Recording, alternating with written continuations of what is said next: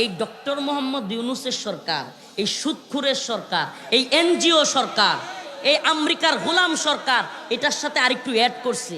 এখন নতুন আইন করছে, আপনারা খবর রাখেন কিনা জানি না, আমরা তো খবরটা রাখতে হয়, দিনের দায় আল্লাহর কাছে জবাব দিতে হবে, এই উম্মাকে সজাগ করতে হবে। এখন নতুন আরেকটা আইন করছে, 100 লোক যদি কোনো এলাকায় মদ খায়, 100 কয়শো, কোনো এলাকায় যদি একেবারে কার্ডদারি, কোনো এলাকায় লাইসেন্সদারি 100 লোক মদ সেবনকারী থাকে, লাইসেন্সওয়ালা, রাষ্ট্রের লাইসেন্স আছে, তাইলে ওই এলাকায় নাকি মদের দোকান খুলতে পারবে। দেখেন, ইউটিউবে সার্চ দিয়েন, যমুনা নিউজ সহ সকল নিউজে তো আছে, দেখে নিয়েন। প্রিয় ভাইরা আমার, বন্ধুগণ আমার প্রশ্ন, আল্লাহ পাক যা হারাম করেছেন, হারাম আরবি শব্দ, হারাম কি বলেন না, হারাম কি? যদি না বুঝেন তাইলে তো ওই হাজি সাহেবের মতো বলবেন এলাকায় আইসা। এক হাজি সাহেব বাড়িতে আসছে, বাংলাদেশি, আইসা বলতেছে, ইস মক্কা মদিনায় গেলাম, ঘুরলাম, হজ করলাম, উমরা করলাম, ভালোই লাগলো, সবই আরবিতে বলে আজান আর একামতটা ছাড়া। কি লিগে? আজান আর একামতটা বুঝছে, আর বাকি কিছুই বুঝে নাই।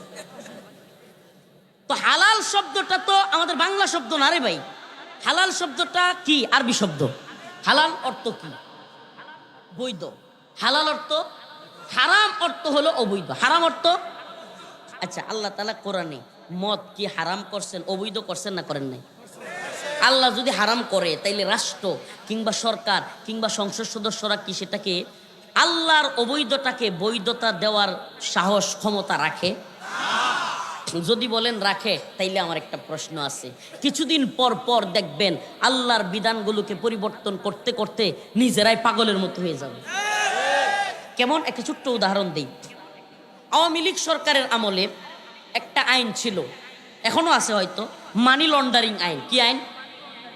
বাংলাদেশ থেকে কোনো ব্যক্তি যদি বিদেশের টাকা পাচার করে, সেই ব্যক্তির নামে মামলা হয়, এমনকি তাকে জেলে নেওয়া হয়। এই টাকা কালো টাকা বলা হয়। কি টাকা?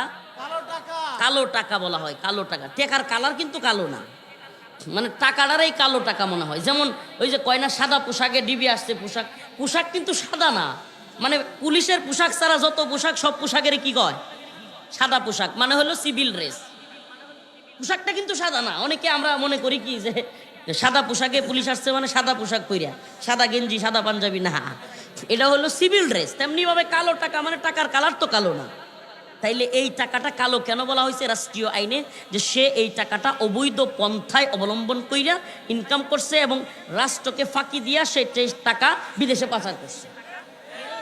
কথা কি ক্লিয়ার? এই